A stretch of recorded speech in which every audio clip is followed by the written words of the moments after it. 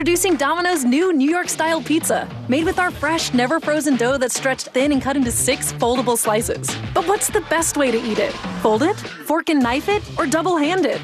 Order Domino's New York-style and decide for yourself. Work.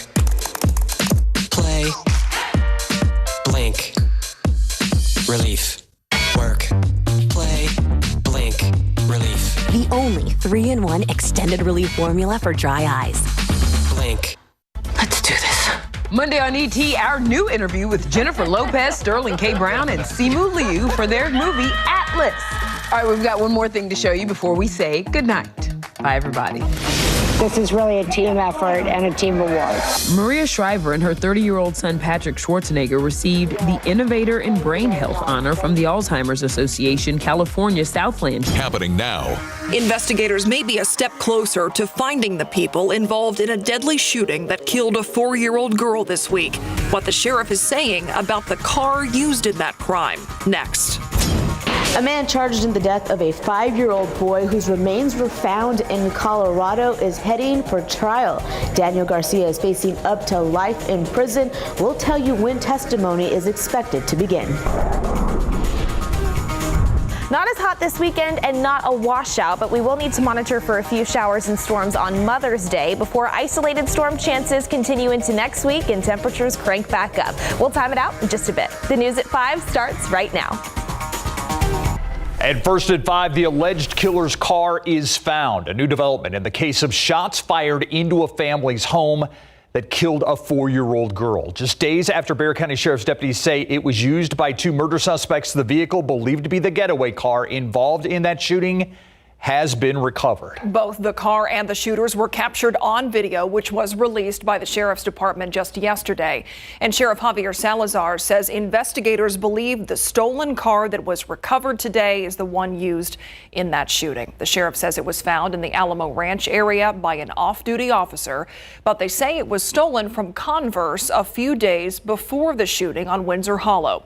Yesterday, the sheriff's office released video they say shows the gray 4-door car that the suspects jumped out of moments before firing into that home.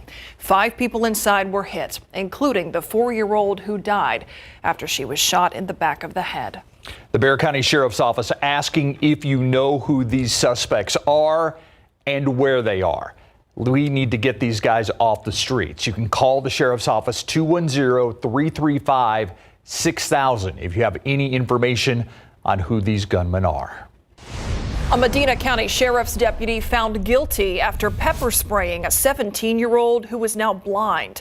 But that deputy was only sentenced to probation. It took the jury less than an hour to convict Jonathan Nunemaker. Prosecutors say the victim was arrested for driving a car that was stolen during a robbery. They say Nunemaker pepper sprayed the teen at close range while he was already handcuffed and sitting in the back of a patrol vehicle. He was sentenced to 7 years probation. The Medina County DA's office says if he violates the terms of that probation, he could serve those 7 years in prison.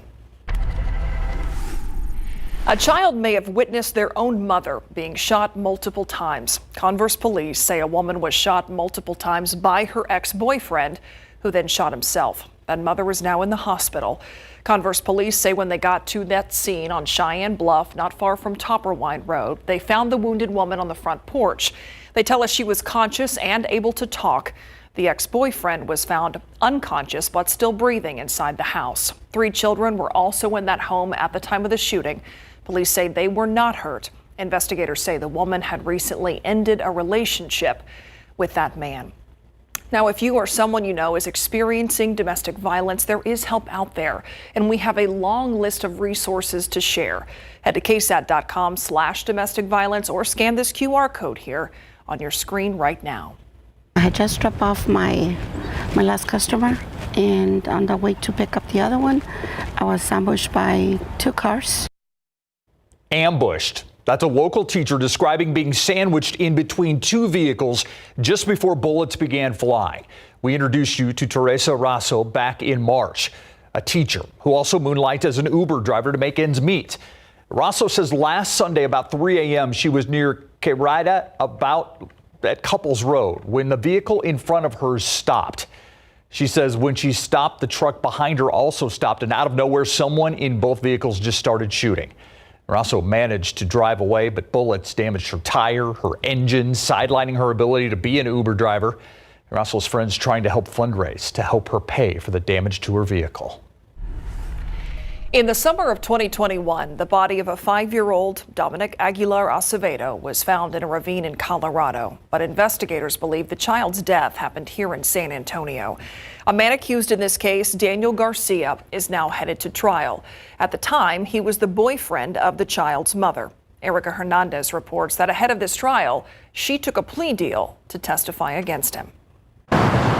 In August 2021, KSAT got a tip about the search for a 5-year-old boy whose remains were somewhere in Colorado. At the time, all we knew was that the child's mother may have been involved and his death happened here in San Antonio. A few days later, Dominic Aguilar Acevedo was found at the bottom of a ravine, and his mother, Nicole Aguilar, and her boyfriend, Daniel Garcia, were facing charges. According to an arrest affidavit, Dominic died at a northeast side San Antonio hotel around July 25th. The couple allegedly drove his remains to Colorado and then fled to Costa Rica. Aguilar earlier this week agreed to a plea deal in exchange for testifying against Garcia. According to the arrest affidavit, she told police that Garcia had been physically abusing Dominic for weeks. What is your plea to the charge of injury to a child, causing serious bodily injury by omission? Is it guilty, not guilty, or no contest? Guilty. Jury selection began Friday morning, and Garcia was brought out looking different than his mugshot. Garcia was first charged with murder, and this year 2 other charges have been added: alter, destroy, conceal human corpse, and aggravated assault with a deadly weapon. But as the case heads to trial, the state will not be proceeding on the murder charge, but instead with injury to a child causing serious bodily injury. Now, that charge is still a first-degree felony, so if found guilty, Garcia is facing 5 to 99 years or life in prison. But the jury could also possibly consider probation. Now, trial is expected to begin on May 21st and last for about 2 weeks. Erica Hernandez, KSAT 12 News. Check out TransGuide right now. I want to show you a traffic trouble spot. I know it's going to be a shocker. 1604. Not far from I-10. It seems like they close this down every weekend. I believe it's going to happen again this weekend. This is 1604 at Northwest Military Highway. The backup is as you head towards I-10, and you can see it's backed up not only on 1604 itself, but also the access road. Again, this is Loop 1604 at Northwest Military Highway. And new at 5, we've all heard of a manhunt, but one local family is planning a monkey hunt this weekend, organizing a search party to find their missing pet. This little guy, as Katrina Weber reports, they're in need of quite a few helping hands. Home video of her splashing in her family's pool makes this little monkey's life seem carefree. But her owner says the capuchin known as Cupcake left it all behind 2 weeks ago after being startled by the family's dog sporting a new haircut. She thought it was a straight unknown dog, and she just spooked and ran through the gate. The owner spoke to us by phone, not wanting to reveal her identity. She didn't hesitate to share her family's heartache, though, over losing their 16-month-old pet. My children are in a lot of pain, and it's really, really hard to see.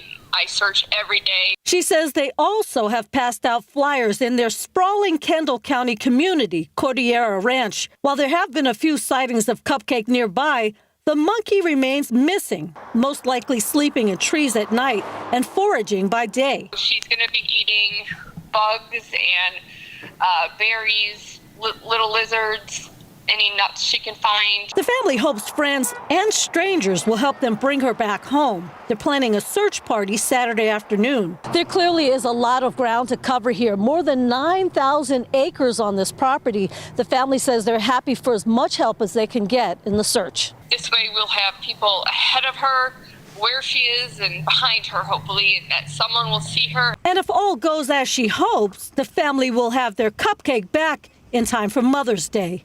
Katrina Weber, KSAT 12 News.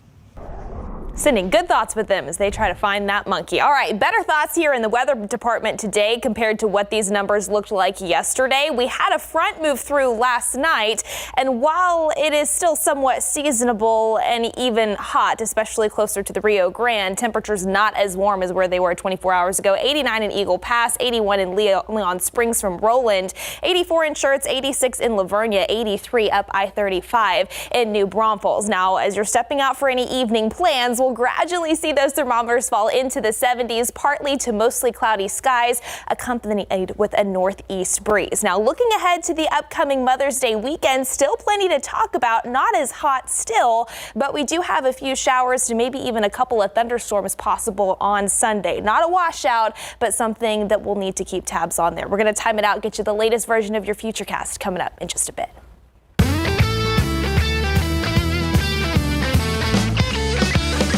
This weekend, a culinary experience like no other is happening downtown. The first ever Texas Eats Food Festival is happening tomorrow. Yeah, around 20 chefs will be serving up delicious foods inspired by different influences, but all with a dash of Texas flavor and tradition. Happening at the Smoke Sky Bar on East Crockett Street, close to Chestnut Street. We went out there earlier today as crews are finishing the last touches for this festival. The food sampling starts at 1 o'clock tomorrow. It goes until 4 o'clock. You can scan the QR code that's on your screen right now to buy your tickets, or go to texaseatstv.com for some more information. And if you need extra tickets when you get to the Smoke Sky Bar, you can buy them at the door as well. This could be a great Mother's Day gift, especially if mom enjoys someone else doing the cooking. Yeah. Yeah, the event benefits the San Antonio Food Bank. Don't miss it. I'm going to be out there. Yeah. For part of it. Oh, and we got to sample some last week. Oh, it was so good. Good stuff. Coming up after the break, no matter what you drive, your car could be a target for thieves. Car thefts have increased in San Antonio. Tips to keep someone else from driving off with yours. Next.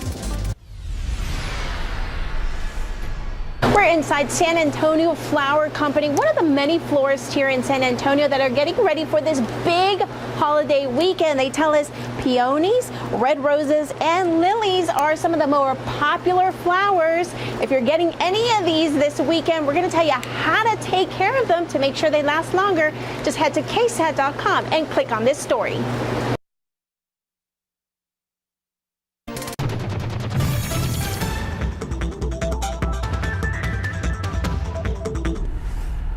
Here's a look at what we're working on for the news at 6 o'clock today. This is not a new firearm, but the Bexar County Sheriff says he is seeing it used more often in crimes, including that shooting out Windsor Hollow this week that killed a 4-year-old girl. It's called the Draco. Coming up, why the sheriff says its impact is especially devastating. That and more today on the news at 6. It's happening every day. Thieves breaking into cars, taking whatever they can find, even the car itself. And as thieves get smarter, so should you. 12 on your side's Marilyn Moritz on how to lessen the chance that your car is the next target. It takes only seconds for car thieves to do their thing, and the crime is on the rise, up 53% last year in San Antonio. Top targets locally, Kias and Hyundais and Ford F-Series pickups. The key to keeping your car where you parked it, experts say make it seem like stealing it is just more trouble than it's worth. Don't leave valuables in sight and park in a well-lit spot.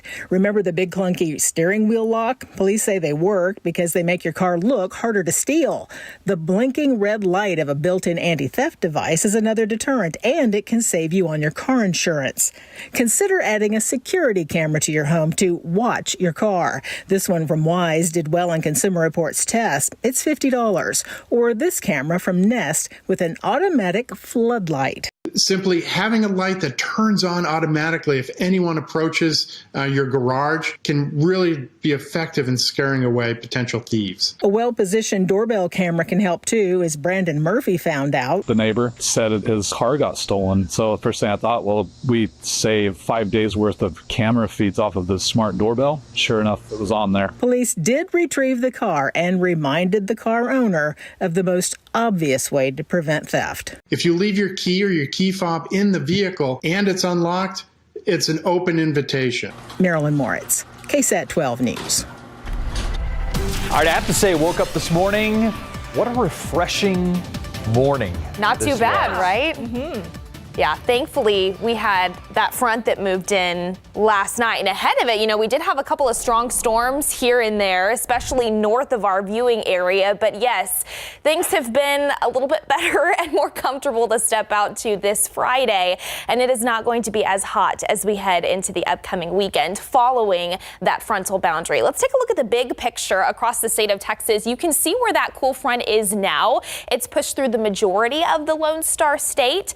Behind it, there are a few showers floating across central Texas, closing in on the I-35 corridor closer to Austin, Temple, as well as Waco. But we are quiet here in south central Texas, and I do anticipate that being the theme throughout the remainder of the evening and for the most part into Saturday as well. There's just an isolated chance for a few sprinkles to maybe a stray shower throughout the second half of the day, mainly tomorrow. Behind that boundary, though, it has been a little breezy. You may have noticed that as well if you've stepped outside. Wind gusts still upwards of about 25 miles per hour closer to San Antonio. That is a common theme for places like San Angelo, even Lubbock, stretching over to DFW. What those winds have been doing, ushering in more of that drier air. So humidity levels have dropped, and that's why it is a bit more comfortable to step out to. Dew points, how we measure that low level moisture, currently 10 to even 15 degrees lower right now compared to where they were this time yesterday. So that is a little bit more of a promising trend, and that will carry over into our Saturday. You can see how that affects our overnight low temperatures, upper 60s tomorrow. For context, throughout the past several days, we've been waking up to low temperatures in the mid 70s because of all of that humidity. So as that is ushered back out, we see a slight break in the moisture content. Temperatures are able to cool down just a little bit more efficiently. So that will be the theme tomorrow and into Sunday. Again, for your Saturday, lows or high temperatures in the low 80s. Same for Mother's Day as well. Just an isolated chance for a few sprinkles to a shower. But then we are going to raise that ever so slightly to a 40% potential into Mother's Day. So let's talk about that setup.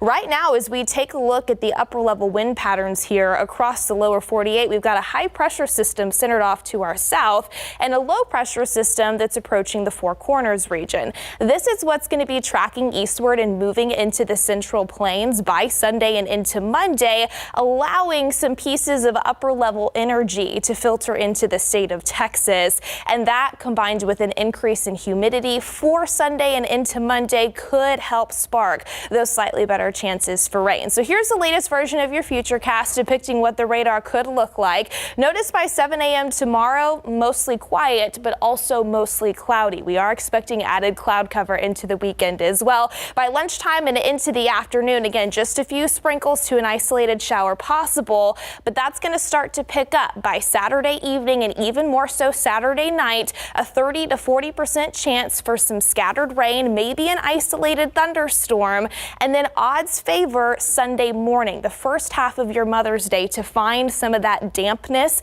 It's not going to be for everybody, and it's not going to be a washout of a day, but if you have any brunch plans with mom, probably a good idea to take the umbrella out with you. Check back in with us as we fine-tune those details over the next 24 hours, trending drier into your Sunday afternoon. And then looking ahead to next week, an isolated chance for a few storms on Monday. If we do find that to materialize, a few of those potentially could sit on the stronger side. Same with Wednesday and Thursday into next week. But until then, this is the scene outside right now, 86 degrees, more of a comfortable dew point over at SA International. It is still a little breezy. Currently 85 on the east side of Bexar County up in Converse, 81 in Canyon Lake, 87 over in Hondo. Tomorrow morning, we're going to start off in the upper 60s, low 70s in and around the San Antonio area, 74 degrees at 10 a.m., 80 at 1 p.m. And again, that forecast high topping off right around 83. Maybe a degree or two cooler on Sunday with the added cloud cover and a little bit of rain here and there. Enjoy it though, because into next week you can see those temperatures really start to crank back up. Low 90s by Tuesday, and the humidity is back too, so that will make it feel even hotter at times. All right, thank you, Mia. All right, he's already lived up to the hype, but there are a lot of people worried. What happens next with Wemby? What if the Spurs don't start winning? Will he start looking elsewhere? Yeah, but he sounds pretty darn committed to staying here in San Antonio. But because of that, a lot of people are questioning, what does Wemby need to really help him and the Spurs take the next jump and go to the next level? Well, George Karl weighs in on that, and 210 Bam's fight date is all set. Coming up.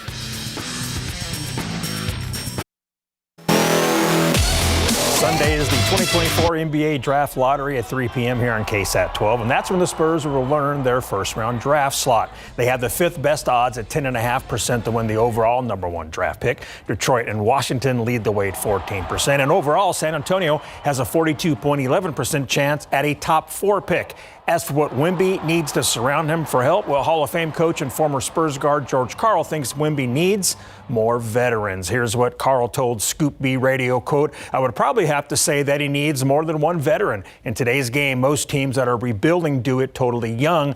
I don't think that works. I think that you have to have old and you have to have new," end quote. WNBA last night, Indiana Fever hosting the Atlanta Dream. Look at rookie Caitlin Clark beat 4 defenders for the hoop and the harm. She scored 12 points. And check out Fever forward Nalissa Smith losing her defender in scoring. It's nasty. The East Central alum scored a game-high 21 points, and the Fever win 83-80 in front of 13,000 fans.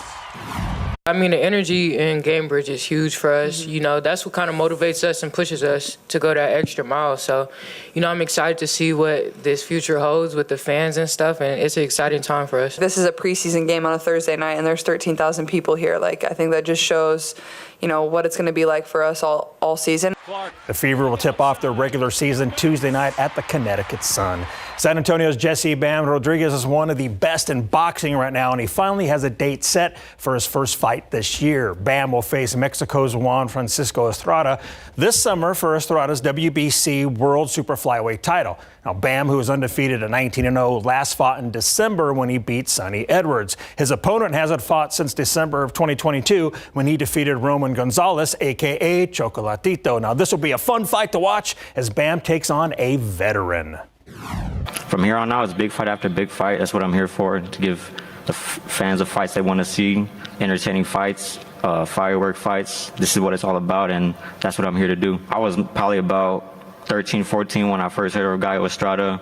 I was watching his fights against Chocolatito, Rungvisai Quadras. So to share the ring with him, it's an honor, but come June 29th, all that goes out the window, and it's just me and him in there, and I'm here to take what he has. The fight is going down on June 29th in Glendale, Arizona, and can be seen on DAZN. We need a Bam fight here. We do. Can I say that? Yeah, let's get it. Glendale? Yeah. Come on. We'll be right back.